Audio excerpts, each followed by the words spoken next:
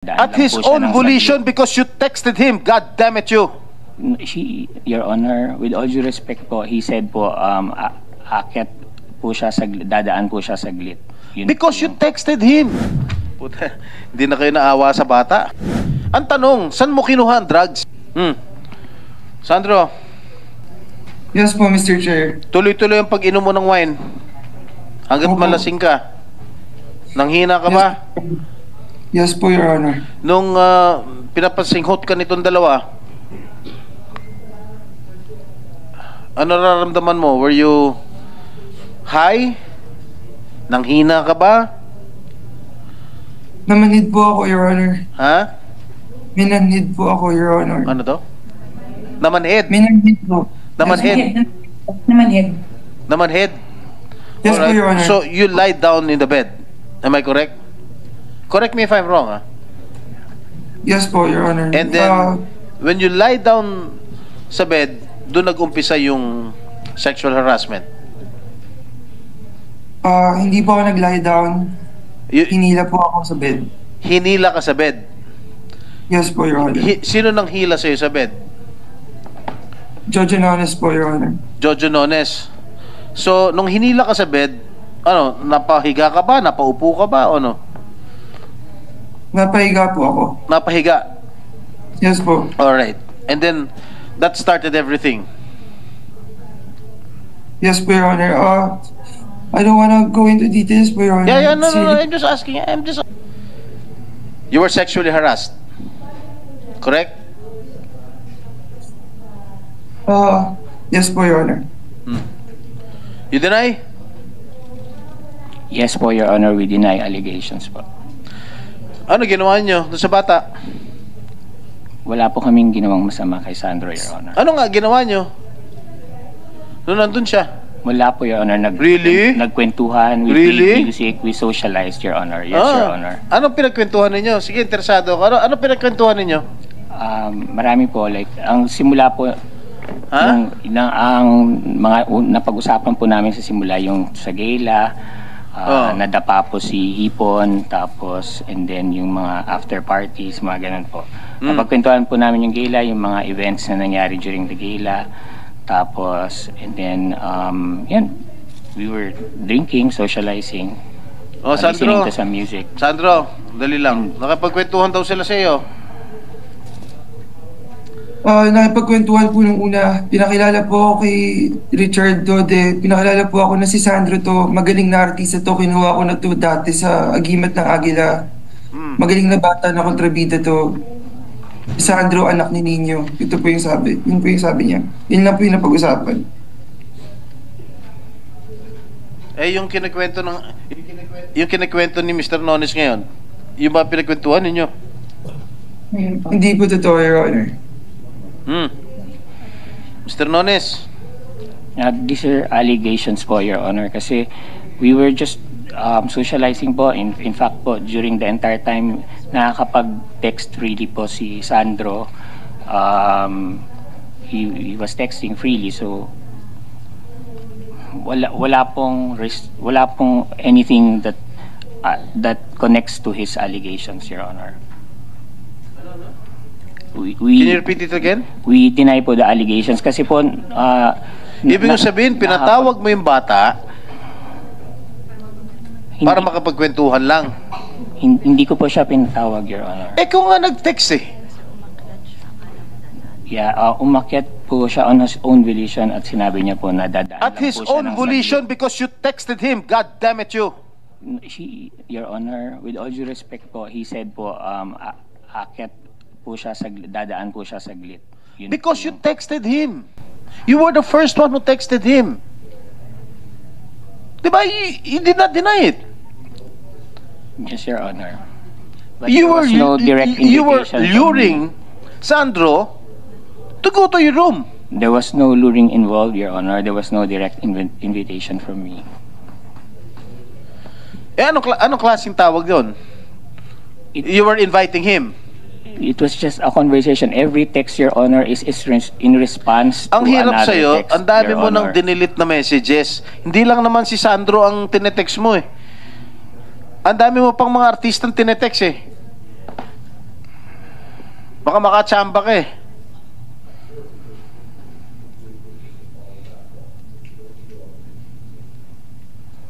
Oh no, you tell me the truth. We're here to ferret out the truth. The whole truth and nothing but the truth. Okay?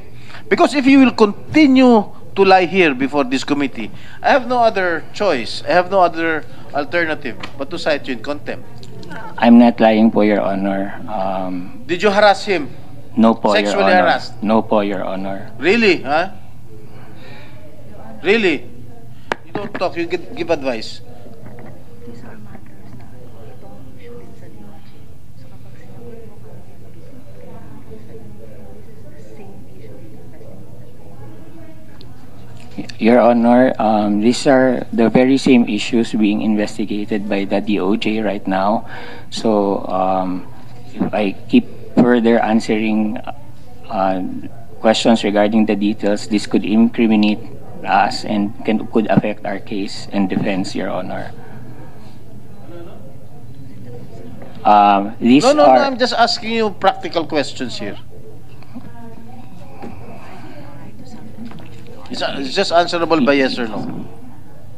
Why did you delete your messages? Kung wala ka talaga tinatago. Your Honor. Yes, Your Honor, na-mention ko na po yun sa previous hearing at sa executive session, Your Honor. Further answering details regarding the case, Your Honor, will violate our right to self-incrimination, Your Honor, and we would like to invoke our right and answer those allegations. We can even provide you with our counter affidavit, Your Honor, once we receive the complaint from the DOJ, but we would like to be given the chance to answer them at a proper forum and know the allegations as well, Your Honor. Totoo ba, based on my investigation, sinabi sa'yo, Sandro, ni Jojo Nones, what stays here, what happened here stays here. Kung ano Correct po, nangyari Your- sa kwarto, Tama po, mananatili sa Your- kwarto lang. Yes po.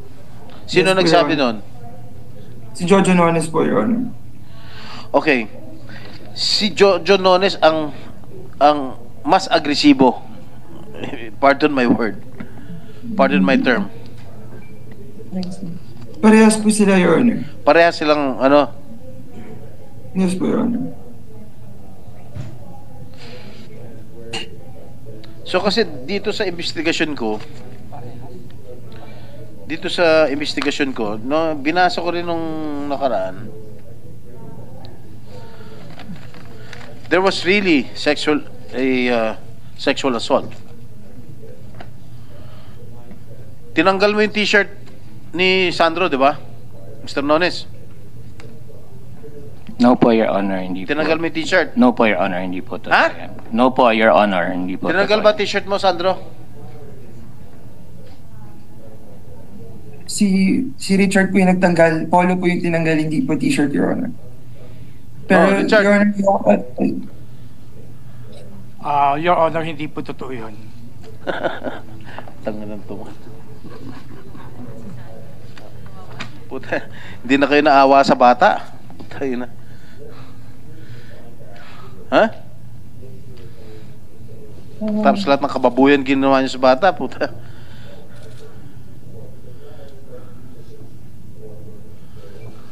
Your Honor, with all due respect, please don't judge us. Hindi pa po kami convicted sa case. The case No, but has you're just lying. been filed po. We are not I'm not lying po, judging Your you, Honor. you're lying. We're also just defending our side, Your Honor. It is our constitutional right to defend our right, Your Honor. So we are not being disrespectful at all. We're not lying. We're just Okay. What was the action that GMA 7? What was the action of GMA 7 with regard to the complaint of Sandro? We were sent a notice to explain and a supplemental notice to explain, and then we were put on preventive suspension, Your Honor. So you're suspended? Yes, Your Both Honor. of you? Yes, Your Honor. Ha? Yes po, Your Honor. Wala po kaming kinikita as of now. Eh dapat nga, hindi lang suspension ng inabot ninyo eh. Dapat expulsion. Well, If indeed these allegations are true.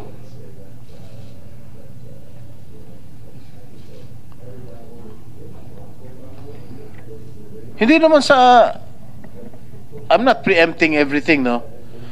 Pero base sa usap-usapan, base rin sa investigasyon ko, may drugs involved. Okay? Ang tanong, saan mo kinuha ang drugs? Ha? Saan nyo kinuha ang drugs na pinangsinghot nyo ro sa bata? Na wala namang kaalam-alam yung bata. First time niya ginawa na dahil because you lured him to take these drugs. Tana, kabat, ilan taon nito? 23? Ilan taon ka na ba, Sandro? 23 po, Your Oh. Honor. Ngayon lang siya, umaayaw na nga. Pinilit nyo pa. Umaayaw na ngang suminghot, pinipilit mo pa.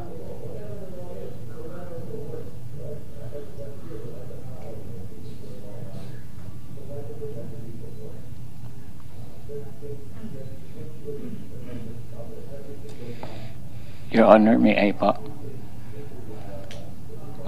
With all due respect po, Your Honor, kung yung mga ano nyo po, galing lang po kay Sandro as allegations, Your Honor, they are just allegations Excuse po, me. Your Honor. Hindi galing kay Sandro, investigation ko. Okay Hindi po, ko Your naman kilala yan eh. Ang Pero- tatay kilala ko. At hindi, I never interviewed his father. I got this from a different source. During the first hearing. Oh.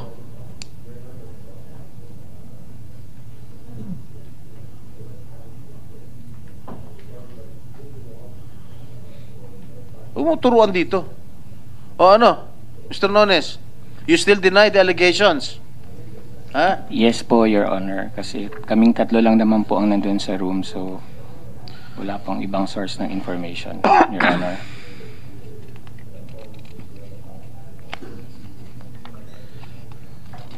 Kasi yung ibang investigation ko rito, hindi na for public consumption eh. Kasi hindi na maganda pakinggan eh.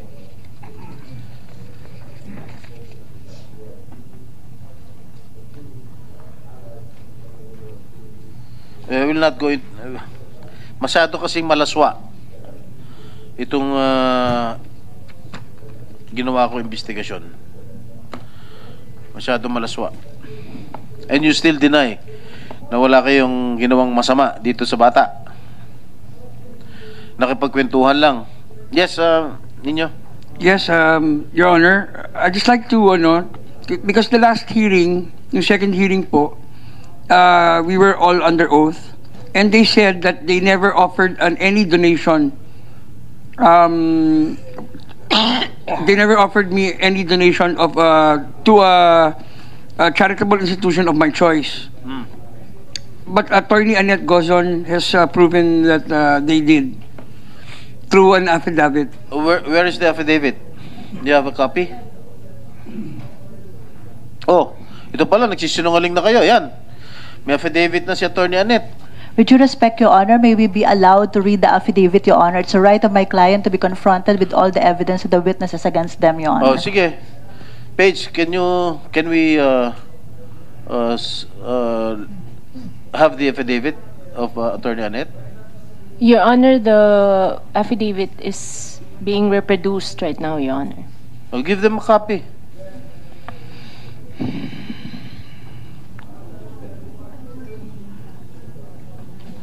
Suspend lang muna po natin yung session. Pwede muna po kayong kumain. Andiyan po, suspend lang muna po habang inaantay natin.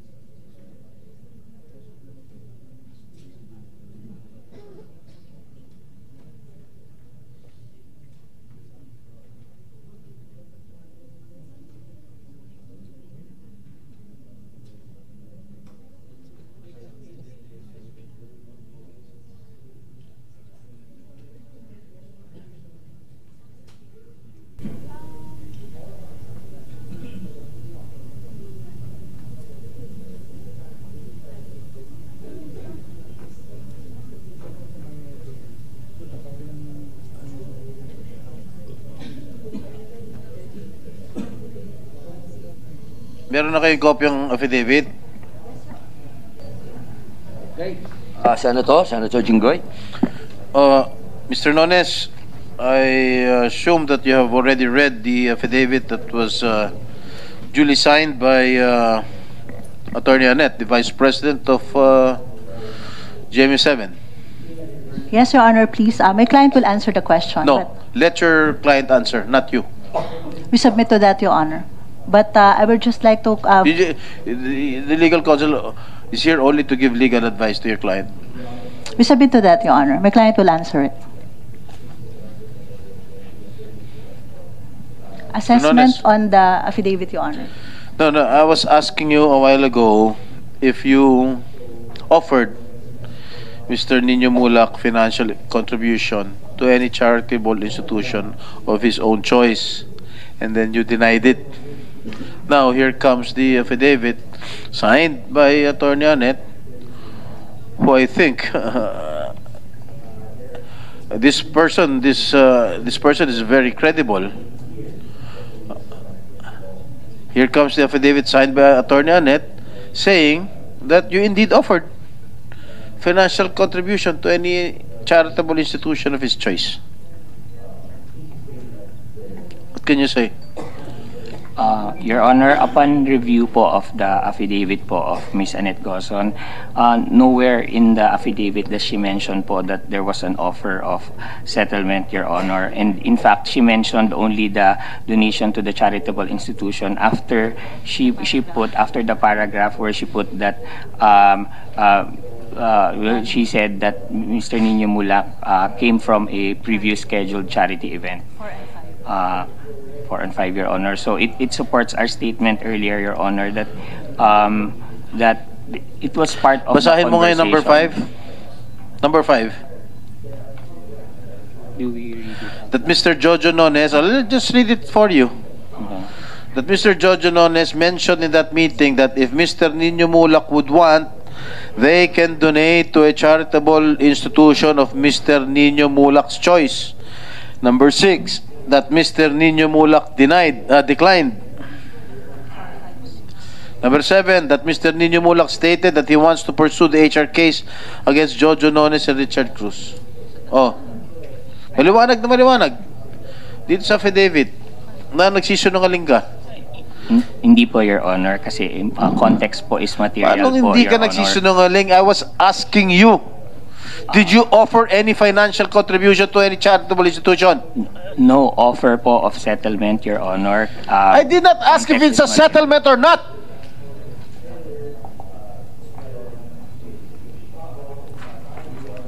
The only question I'm asking you is that if you offered financial contribution. I did not say it's a settlement. You're putting words into my mouth. Mr. Chair, I move that he be cited in contempt. Mr. Jojo Nunes, naiintindahan niyo po ba yung motion na kayo po ay patawan ng contempt? Opo, Your Honor, pero with all due respect po, Your Honor, nag-explain Wala na na, po ako. nagsisungaling ka na eh. Alam mo, nagpapaliwanag Jojo, po ako. alam mo, hindi kita kilala ha. Kahit matagal na ako sa showbiz, hindi kita kilala. Pero, wag naman ganun. Ha?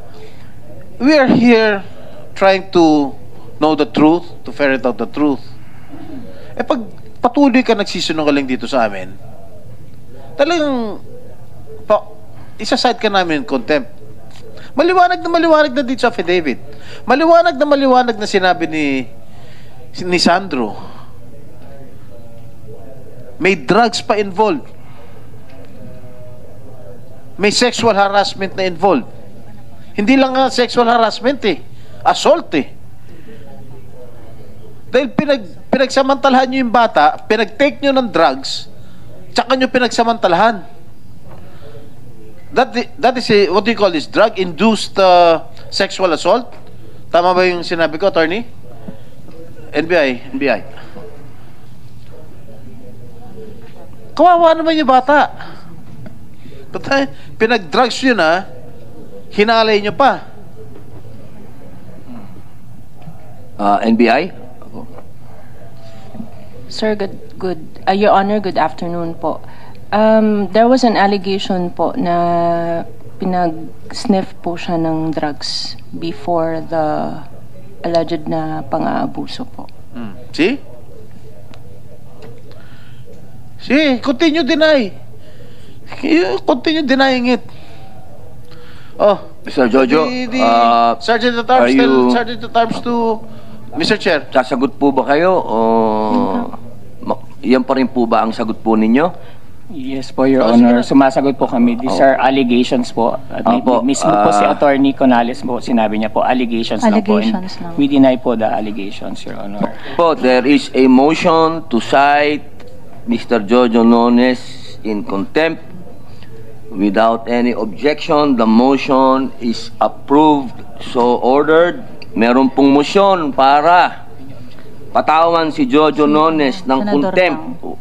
Dahil wala pong nag-o-object, pinapayagan Your Honor, po please. ito at pinag-uutos.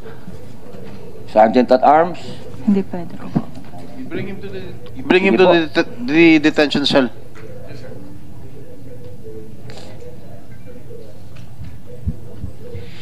Attorney Topacio, you're not only lawyering for Mr. Gerard Santos, am I correct? You're also here as an independent resource person. Yes, because Your you're Honor. handling cases relative to these issues. Yes, Your Honor. Correct? Yes, Your Honor. Alright. Kanina sinabi ko, hindi lang lalaki minumolestya, pati mga babae.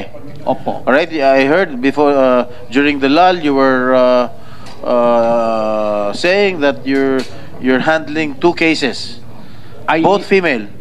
Opo, tapos na po yung mga kaso. Alright. So what do you want to impart before this committee? Ang nais ko pong impart is that in both cases po, this representation has perceived a pattern of cover-up. Doon po kapag may nagrereklamo against sexual harassment on the part of GMA7. I hasten to add, Your Honor, that I know personally Attorney Annette Gozon and her father. They are God-fearing and decent. Before that, Yes, Your Honor. if I may interrupt. Yes, Your Honor, I'm sorry. Hindi naman sa kinakampihan ko yung GMA7. I do not have any, well, wala naman akong ano dyan. Pero lahat ng mga sexual harassment cases, basta nag-complain, I think ginagawa nila na action. May action kaagad. Like what happened to Sandro Mulak. Kinomplain niya yung dalawa. Ngayon, under preventive suspension sila. Inaksyonan. Yung kay Gerard, after 5 years, kahit after 5 years, inaksyonan pa rin ng GMA7. Tinanggal pa rin yung kanyang, nang halay sa kanya, yung musical director. No, with all due respect, in fairness naman sa GMA7, inaaksyonan naman nila yung mga kasong ganun. In these cases po ay hindi po ganun ang aksyon. Maybe nagbalit na po recently o after these cases ng policy, and I applaud GMA7 for that. Pero yung pong kasong hinandle ko po noong 2009 at 2011, hindi po ganun ang nangyari. Yung una po, yung ikinomplain po na empleyado ng GMA7 na si Mr. Dan Christian Villanueva was retained even after the incident. Yun pong isa naman, yung kinomplain po si Mr. Baron Geisler, nag-continue pa rin po doon sa teleserye kung saan po nangyari yung assault. Pero there was no staff of GMA7 involved. Yung kay, mga artista lang to. Hindi po, yung kay Dan Christian Villanueva po, he was a DJ of DWLS-FM 97.1, which is up to now owned by GMA7 po. He was also sexually harassed? He was the one accused, Your Honor. Okay. Yes, Your Honor. What else do you want to impart before this committee? Yun nga po, ang nangyari po kasi dito in both cases, and sabi ko nga po, ako nag-iba ng policy ng GMA7, maigi naman at na mabilis pong action. At natutuwa naman po ako for Mr. Nino Mulak, na kahit ko po. Pero eto pong mangyari po sa akin, ay ang nangyari po, ako pa po yung abogado. Noong nagreklamo, ako pa po yung napasama, na-demanda pa po ako. Yun po ang ginagawa po nila eh. Binabaliktad po nila in the name of trying to avoid negative publicity and keeping the corporate image clean, ay sila po ay pine-pressure nila yung artista na i-abandon na yung complaint o binabaliktad nila, pinipilit nila magkasundo yung dalawa. Ayun nga po, ikinomplain ko po ito, Your Honor, publicly sa dyaryo. In the case of the first one, pwede ko po bang banggitin yung kliyente ko? Well, it's up to you. Your call. Kung Opo, hindi sila tapos na naman po yung kaso, si Miss Yasmin malalagay Curdy. sa alanganin. Opo, public knowledge naman po ito, Your Honor, na inireklamo ko po si Mr. Lars Santiago ng GMA7 sapagkat kinorner po niya noon, that was 2009, at pinasabi kay Miss Yasmin Curdy na hindi na daw niya itutuloy. Pero hindi naman po yung intensyon ng aking kliyente sapagkat in fact hanggang 2011 po ay tumatakbo yung kaso. Ang nangyari po roon ay nag-quit na po sandali ng showbiz si Miss Yasmin Curdy, nag-aral na lang po ng nursing sa New Era. At in-encourage naman po namin ni Miss Laulit Solis yung action na yun sapagkat na-stress na po yung bata at that time. Ito naman po kay Miss Bea Binene, nireklamo po namin sa, minor po siya at that time, 15 years old. Nireklamo po namin, sinamahan ko sa pulis. Nandyan po buhay na saksi si Miss Colonel Emma Libunaw, na noon po ay hepe ng Women and Children's Protection Office. Nakasama po sila mag-ina na nagreklamo, pumirma po sila sa blatter, nag-execute po sila ng affidavit. Nireklamo po nila na pagka inaresto yung respondent, yung inireklamo, kunin yung cellphone at saka yung computer dahil may mga compromising pictures daw of a sensitive nature at doon sa mga computer. Ang nangyari po, nung pumutok po sa media, binaliktad po nila, sinabi nila ako daw ang may pakana nung complaint. Wala daw akong authority. Paano po nangyaring walang authority? Kasama ko po twice, not once, but twice. To quote Susan Roses po, doon sa Akrame, yung complainant at sila pong mag-ina ang nag-complain. So, kaya nga po, minarapat ko po, Your Honor, and also with the kind indulgence of the chairman, na nag-draft po ako ng isang panukalang batas para makatulong po kahit sa aking payak na paraan dito sa komite para ma-amend po yung anti-sexual harassment law.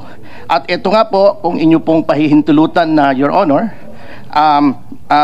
Mr. Chair, ito po ang aking panukalang idagdag para matanggal na po itong mga cover-up kasi yung pong case po ni Mr. Gerald Santos, kailan ko po ito nakilala lamang nung ginagawa ko po yung pelikulang Mama sa Pano kasi medyo nag-showbiz na po tayo. Nag-produce na lang po tayo kasi hindi po tayo pwedeng artista katulad ng Your Honor. Doon ko lang po nalaman nga ito, natatakot po talaga sila sapagkat hawak po nung kanilang nirereklamo yung power of life and death, so to speak, over their career. Swerte nga po si Mr. Sandro Mulak, he belongs to showbiz royalty. Angkan po ni Cheng Mulak yan, nandyan si Nino, nandyan si Aga. Paano po katulad ni Mr. Gerald Santos noon, 15 years old, walang kilala sa showbiz, nangangarap na maatim yung stardom, pagkatapos natatakot po siya. Ito po ang aking panukala with your kind indulgence, Your Honor, Mr. Chair, na sana po ay pagkatapos po nitong mga hearings na ito ay mailagay sa Anti-Sexual Harassment Act bilang susog po. And I quote, "Any employee, manager, supervisor, agent of the employer, teacher, instructor, professor, coach, trainer, or any other person who, having authority, influence, or moral ascendancy over the complainant," yung complainant po ng sexual harassment, "and who, not being directly or indirectly involved in acts of sexual harassment as defined in Section 3 hereof, and who by himself or in concert with others conceals or destroys the body of the crime or the effects and instruments thereof in order to prevent its discovery or..." Yes, Your Honor. Siguro pwede mo lang i-submit. Ay, opo. Pasensya na po. Opo, kasi ang nangyari rito, ang nangyari po sa amin ng GMA7, nagdemandahan pa po kami, dinemanda ko pa po yung Vice President nila at that time, si Simon Ferrer. Kasi po, ang nangyari, nag-complain na nga po ng sexual harassment, nag-press con po agad sila.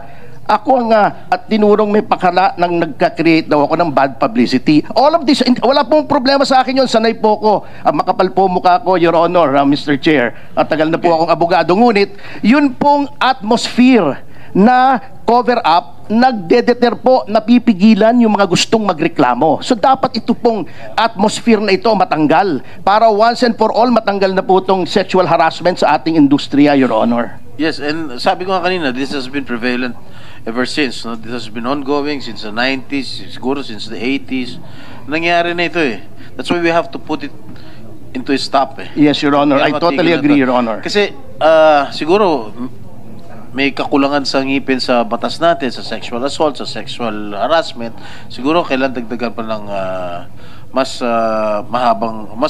mabigat na parusa. No? Yes, Your Honor. I totally agree. That is what we are trying to do. We are inviting resource persons like you, independent resource persons. Inimbita rin ni Senator Robin si Attorney Lorna Kapunan. From there, we can start to craft a law that will add teeth to this law na hindi na maulit itong mga ganitong klaseng karahasan na nangyayari sa mga aspiring teenagers na gustong sumikat, gusto magkapangalan sa show business. Opo. Lalong-lalo na yung mga walang pedigree. Yung sinasabi mo kanina, may pedigree si Nino Mulak. Yes, Your Honor. May pedigree rin kami dahil sa tatay ko. Yes, definitely, Your Honor. Actually, si Robin Padilla walang may pedigree rin dahil sila Rudy Fernandez, sila ano. Paano naman yung mga walang pedigree? Yes, Your Honor. And Your Honor, please, I am volunteering my services free to the committee, even after these hearings, to help in the crafting of this law. Sapagkat nandito na rin po ako, nag-produce na rin po ako ng movie, may talent agency na rin po ako, nag-invest na rin po ako sa industriya. Let us keep the industry clean na mawala na po itong dungis na ito. Thank you very much. Maraming salamat po, Mr. Chair and Your Honor. So, with the permission of the Chair, we can ask the COMSEC to coordinate with Attorney Ferdinand Topacio with regard to crafting the law regarding sexual harassment. Yes, Attorney. Good afternoon, Mr. Chair. While we cannot comment on the cases mentioned by Attorney Topacio because we do not know the factual matters related to that, we would just like to categorically deny that we have a policy on cover-up because as already mentioned in the hearings... You're from GM7? Yes, Mr. Chair. I'm Attorney Angelo Jocno. So we would just like to categorically deny the impression that Attorney Topacio is giving to the public that GMA has a policy on cover-up on sexual harassments. Okay, GMA is quick to act on these matters. In fact, the case of Gerard Santos, even if the incident happened 5 years before he filed the complaint, GMA still acted on it. So we take matters seriously, Mr. Chair. Yes, that is what I mentioned. Thank you very much, Mr. Chair, and we note that. Okay. We appreciate that, Mr. Chair. Thank you very much. Thank you. All right, itong si Jojo Nones, palalabasin lang namin pag magsasabi ng totoo yan during the next hearing, if there is still a next hearing. He is continuously lying before this committee. Booking na, may affidavit na, nagsalita na sa investigasyon ko, nagsalita na yung bata. Hanggang ngayon, matigas pa rin kayo. Your Honor, please, if I may be allowed to speak, Your Honor. As regards whether or not... You talk to your client. We submit to that, Your Honor. At any rate, I will just do whatever is in accordance with the legal system, Your Honor. Okay, Mr. Chair, I move that we suspend the proceedings. Thank you for attending. Your Honor, if we may be given time to share a statement prepared po, is it okay? Mr. Chair, I think Mr. Sandro Mulak wishes to make an... Ano yun, Sandro? Anak? Ano yun? Your Honor, if I may be given time to share a statement prepared po sana. How many minutes is that, Sandro? Ulit pa? No, isa lang po siya. Sige, go ahead. Thank you po so much. First of all, I want to say thank you po to this honorable committee for bringing up the issues surrounding sexual abuse. Hindi lang po sa showbiz, pero sa lahat po ng workspaces. Pasensya na rin po kung hindi po ako nakapag-attend sa previous Senate hearings. Pero more than that, advice sa akin ng mga doctors ko sa NBI na hindi pa po talaga ako handa mapag-usapan yung buong nangyari sa akin. Nakakatakot po kasi at nakakahiya po. Ang hirap po kasi para sa akin makita silang dalawa ulit live. Maraming salamat po sa pag-intindi. And ayoko rin po kasi ito mangyari sa iba. Kaya po sabi ko sa kapatid ko na sana wag mangyari sa kanya yung nangyari sa akin kasi napakahirap po. Hirap na hirap po ako makatulog. Hindi po ako makakain. araw-araw po akong ina-anxiety. Tsaka hanggang ngayon po, diring-diri pa rin po ako sa sarili ko. I try my best to look okay para hindi masyado mag-alala yung pamilya ko. Pero yung mommy ko na nasa States, araw-araw na umiiyak kasi sinisisi niya yung sarili niya na malayo siya sa akin at hindi niya po ako maprotektahan. Yun po yung everyday ko na iniisip para maging okay po ako, pero yung totoo po, hindi po talaga ako okay. Naniniwala po ako na there's a need to protect all victims of sexual abuse. Bilang isang biktima, nais ko po ibahagi yung pinapaniwalaan kung pwede mo-consider po ng honorable committees. Una po, yung laws na related sa sexual abuse should all be gender neutral, mapababae man, mapalalaki man. Dapat po non-traditional yung sexual acts. Hindi naman po namimili ng kasarian ang sexual abuse. And marami naman pong paraan na baka marami pong paraan ng pang-uubuso na baka hindi po malinaw sa ating mga batas na ginagawa lang po ng babae at ng lalaki. And sana po magkaroon ng batas para protektahan yung mga biktima. Nakakatakot po kasi talaga. Like sabi po ni Kuya Gerald Santos, it's really hard to speak up.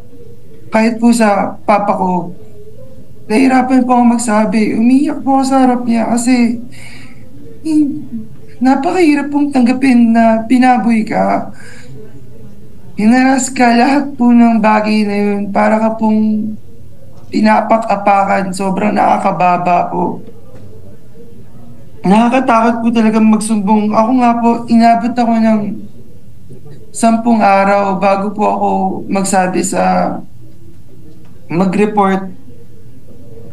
Kasi ayoko po talaga kumalat to kasi natatakot po akong maapektuhan yung career ko sa GMA kasi 3 years ko po inalagaan yung pangalan ko sa GMA. Lahat po pinakasamahan ko po ng maayos, lahat po ng mga boss ko, even yung manager ko po, alam po nila yan. And sana po magkaroon ng support services na ready na makapagsumbong po agad yung mga biktima na katulad ko po kasi hindi naman po lahat may kakayahan na magsumbong freely. Kasi po pwede po sila balikan ng mga perpetrators na gumawa ng case po na yun. Yun po. Maraming salamat po, Your Honor. Maraming salamat, Sandro. Kung meron pong bago po tayo mag-suspend, baka may gusto pong sabihin si Sir Nino Mulak. Your Honor, I'd just like to thank everyone who attended the hearing today and for taking time out to attend to this hearing and sa suporta po ng lahat po ng mga kaibigan at nagmamahal kay Sandro, maraming salamat po. Na-file na po namin yung case and hopefully mapadali ang pagdating ng justice para kay Sandro. Yun na po. Okay. NBI, baka meron po kayong gustong sabihin o ako meron gustong sabihin sa NBI. Maraming salamat po sa inyong magandang pagsasagawa ng investigasyon. Baka meron po kayong gustong sabihin? Magandang hapon po, Your Honor. We would like to thank you for considering the mental well-being of Sandro at naiintindihan niyo po yung kalagayan niya ngayon. As we can see, he is already stressed and undergoing anxiety, and salamat po sa pag-intindi, and rest assured that NBI will do our job. Salamat po. Mr. Chair. Opo, sandali lang po. Alam niyo po, Ma'am Rubilin Lumampao, isa po tayo ako ay naniniwala na matindi ang epekto nito. Iba to kasi iba to. Parang siguro bukod sa professional help, siguro spiritual help din siguro kailangan. So maraming salamat po sa very professional ang NBI. Attorney Topacio, may gusto po kayong sabihin? Opo, don't worry Mr. Chair, this will be short just like me. I would like to address yung abogado po ng GMA, Panyero. Alam niyo po, kilala ko yung mga Gozon, ano? I even work with them kasi may production po ako right now. One is ongoing. Mga God-fearing and decent people po sila. They will not countenance this kind of behavior. Alam ko po yun, for a fact. Ngunit, Panyero, nothing personal, but if you are in denial... Attorney Topacio, dito lang muna po ang direkta ng... I'm sorry. But I'd like to tell the counsel for GMA that if GMA... If the legal is in denial of these things, ay hindi po natin mareremedyohan yan, Mr. Chair. Alam niyo po, hindi na sana nangyari ito kay Sandro kung 2009, 2011, mechanisms were put in place to avoid this kind of situation, Panyero. Alam niyo, of course, hindi nyo alam yan. Legal po kayo. Hiwalay kayo sa production. But you have to know, Kompanyero, Mr. Chair, the Kompanyero has to know that it is usual for production to close ranks in case there are complaints like this to cover it up. Kaya nga po ang proposal ko, yung mag-cover up ng mga ganito, we will be as liable as the principal who committed the sexual harassment. That is the only way na mapipigil. But at the point of the studios, not just GMA7 but other studios, nangyayari naman po ito sa lahat mechanisms must be put in place na immediate po yung action. Kito nyo po yung dalawang kaso ko. Wala pong ginawa, nag-continuous employee yung reklamo. Yung si Mr. Geister nag-continue pa rin bilang artista ng series. Yun pang nagreklamo ang napuwersang umalis kasi hindi na niya maatim na nakikita niya doon sa set yung reklamo niya na hindi naman tinanggal. So, kung nangyari po yan, kung ginawa lang ito noong 2009, so, more than a decade ago, wala po nang mangyayari sa ganito. So, sana po mag-commit ang GMA7 and the other studios na higpitan pa po itong mga ganito. In accordance with law, sapagkat may mechanism na po doon sa 78-77 ng complaint mechanism, maluwag pong masyado. At ang nangyayari, binabaliktad pa. Can you imagine? I was just the messenger. They shot the messenger. Dinimanda nila ako. Nagdemandahan kami. Nag-areglo lang kami at pinatawad ko ng mga kapwa-abogado ko. I had to sue your vice president din, your legal din. Kasi ako na nga nagreklamo, tinulungan ko na nga yung bata. Ako pang masama, sinisira ako daw yung reputasyon ng GMA7. Hindi po dapat ganoon ang attitude, Mr. Chair. Thank you. Okay po. Maraming salamat po, Attorney Ferdinand Topacio. Attorney Angelo Diokno. Opo. Thank you, Mr. Chair. Dito lang po. Yes, Mr. Chair. I'd just like to thank the Attorney Topacio for the unsolicited lecture regarding the matter. But again, we'd like to reiterate that GMA has had a policy against sexual harassment. And we have been strict about it. Again, we have never covered up any incident of sexual harassment. Maybe there was just a problem regarding the reporting. There are different channels in the manner of reporting sexual harassment. Like what Mr. Gerard Santos did, he elevated it immediately to the president, to the COO. In fact, GMA has a box there that you could just put there your complaint, and the COO, the president, will read it. So there are different avenues for GMA. If they say that the department is not acting on it, they can go directly to legal, to HR, or to office of the president. So there are different avenues, Mr. Chair. So there is, again, I'd like to reiterate, I'd just like to counter the impression that Attorney Topacio is creating, is conveying to the public that GMA has a policy on cover-up. And legal is very active on the matter. We do not encourage any form of cover-up. Okay? In fact, if there is someone that is covering up the matter, we also file a administrative case against them, Your Honor. We're very active on that. Thank you, Mr. Chair. Maraming salamat po, Attorney Angelo Diokno. Sir Nino Mulak. Your Honor, I'd just like to ask from GMA, no, kung ano po nangyari din sa decision, kasi nag-file po kami ng HR complaint, and the GMA has already received the HR complaint, and they said they will do their own investigation. So, yun nga, ang parang so far they placed them under preventive suspension. But is there already a decision from the regarding the investigation? Okay. Sir Attorney Angelo Jokno, ano pong development doon po sa investigation po ninyo? Yes, Mr. Chair, regarding that matter, while we are not the members of the investigating committee, we'd like to confirm that the investigation is ongoing. I believe the two alleged perpetrators here have already submitted their answer. I'm not sure if the camp of Mr. Nino Mulak submitted additional evidence based on the findings of the NBI. That's why I think there is a supplemental NTE. And then after that, the investigation committee has 30 days to resolve the matter. And Attorney Annette, Mr. Chair, has undertaken to furnish a copy to the committee of the resolution. So rest assured, Mr. Nino Mulak, that there will be a resolution regarding the matter. Currently, they are under preventive suspension. Okay, Sir Nino, so malinaw na inantay din nila yung sa NBI, so may 30 days. Opo. Thank you, Senator.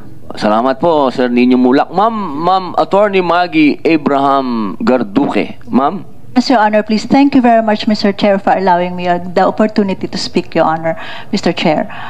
Your Honor, my only statement is that, with due respect, Mr. Chair, I would like this honorable committee to look into the case of Bengzon versus Senate Blue Ribbon Committee, Your Honor, with respect to the jurisdiction when a case is already filed, Your Honor. With due respect, just look into it. That the moment a case is already filed, especially in this case that it is already within the jurisdiction of the Department of Justice, so that there would not be any conflicting judgments and we do not violate the exclusive domain of jurisdiction, Your Honor. We let the Department of Justice investigate and do the preliminary investigation that matter, Your Honor, Mr. Chair.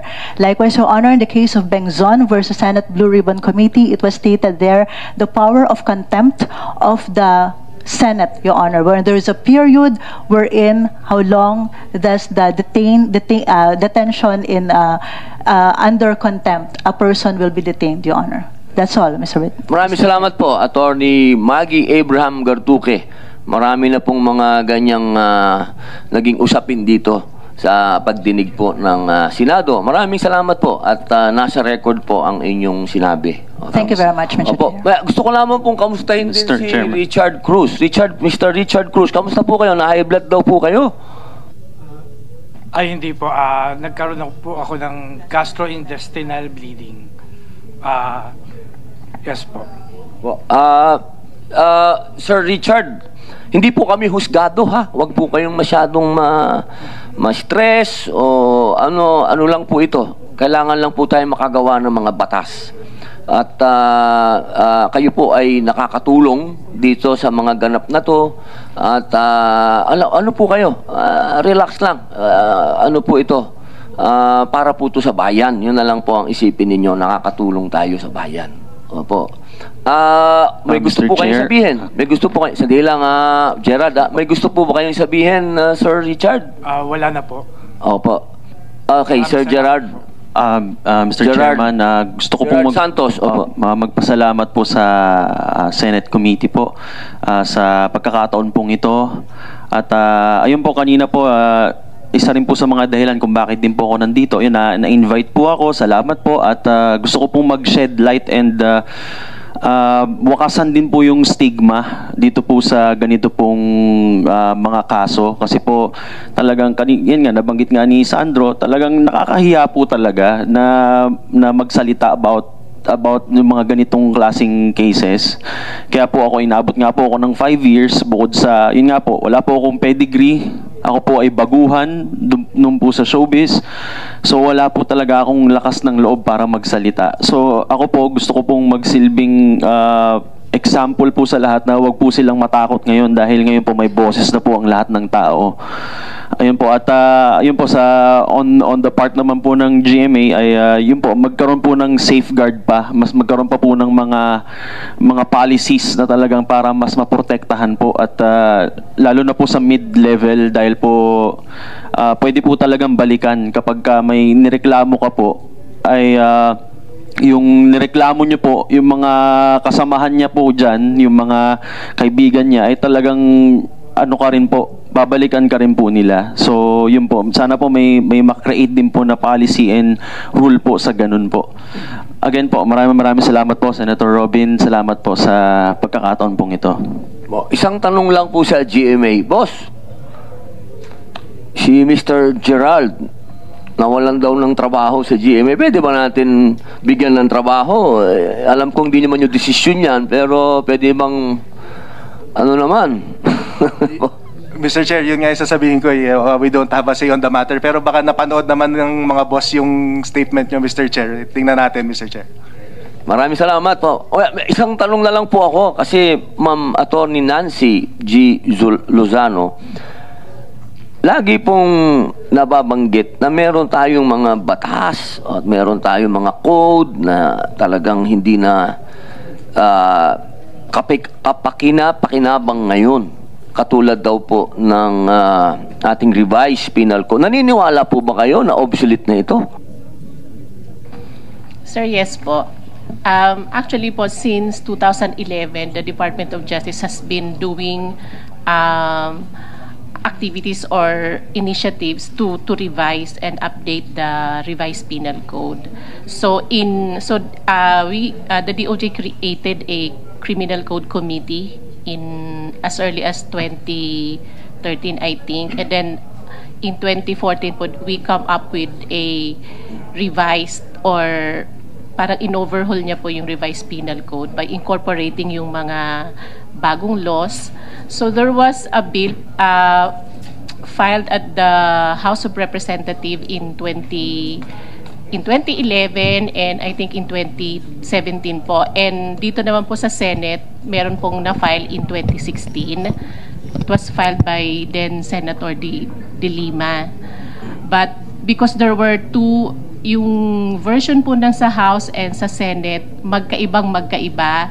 So right now po, the DOJ has created again or ni-revive po yung committee to consolidate po yung dalawang bill para po when we filed it sa House tsaka sa Senate po, maayos na siya and also ma-update na rin ulit because from 2014, 2017, and 2023 po. So marami na pong kailangan i-update. So yun pong ginagawa po ng DOJ. Thank you po. Ma'am, napakahalaga po kasi nito. Tama po kayo, no? Kasi dito nakabase tayo eh. Ang batas natin dito nakabase. So makipag-coordinate po kami sa inyo. Sana, inshallah, hopefully, dito po sa ating panahon, mabago na po natin to, inshallah. Yes po. Thank you, sir. Maraming salamat po. Kung wala na pong magsasalita, pwede na po tayo sigurong mamahinay. Meron lang akong advice kasi maraming tumatawag sa atin na ang sinasabi, bakit daw natin parang pinag-iinitan ang Channel 7? Hindi po nangyayari yun. Wala po kaming pinag-iinitan dito sa Senado. Opo, at katunayan, kanina pa po naririnig nyo naman nyo si Senator Jinggoy na lagi niyang sinasabi na umaaksyon ang GMA7. At bakit daw nawala yung Channel 2? Bakit daw hindi na raw natin tinawag? Meron naman daw din kaso naman din daw sa Channel 2 na yung po kasing kaso na Gretchen Pulido na nasa ano na po yun, nasa court. Kaya mas minatamis po natin, nakausap po natin si Attorney Lorna Kapunan na pinag-usapan po namin talaga na wag na munang pag-usapan dito. Okay, meron pa pong isa, yung sa Channel 5, na sinasabi nila na ito daw po ay pinag-usapan na sa programa ni Senator Raffy Tulfo. Pero tinatanong din po ng tao, ba't hindi natin pinapatawag dito? Kaya po sana, Ma'am Miss Bernadine Mahinay, kung meron po tayong paraan na mapatawag din yung TV5, tsaka yung sinasabing biktima, makipagtulungan po tayo sa office ni Senator Raffy Tulfo. Inuulit ko po, mga mahal kong kababayan na nanonood at nandito, hindi po kami korte. Wala po kaming na magsabi kung sino ang guilty dito. Kami po nandito para gumawa ng batas, para tanungin po ang mga taong nandito, ang ating mga resource speaker, kung ano po ang pwede nilang makontribute sa atin. At mula po sa kanilang kontribusyon, tayo po ay gagawa ng mga batas. Kung ngayon man po ay nakasaksi po kayo ng meron pong na-contempt, hindi po ibig sabihin na guilty na po si Mr. Jojo Nones. Nagkataon lang po na sa amin pong aid of legislation, meron po siyang ayaw sagutin. Pero kapag yan po ay nasagot na niya, sigurado naman po ako na magkakaroon muli ng motion na siya ay palabasin o tanggalin ang kanyang contempt. Kung mga kababayan, huwag po tayo masyado mapaghusga dito sa usapin na ito dahil hindi po ito husgado. Ang mga nandito po ay tumutulong uli. Si Sir Nino Mulak, si Sir Sandro, ang NBI, si Attorney Topacio, si Gerald, si Mr. Jojo Nunes, si Mr. Richard Cruz, ang GMA, representative ng GMA, ang DOJ, wala po ditong nagsasabi na meron ng may kasalanan. Opo, ito po, lahat nito para makagawa po tayo ng batas. At katulad po ng sinabi ni Ma'am Nancy Luzano, meron na po tayo mga obsolete na mga codes at mga batas na kailangan na po nating ayusin. Yun lamang po, maraming salamat po. Suspendido muna po ang pagdinig na to. Mabuhay po kayo.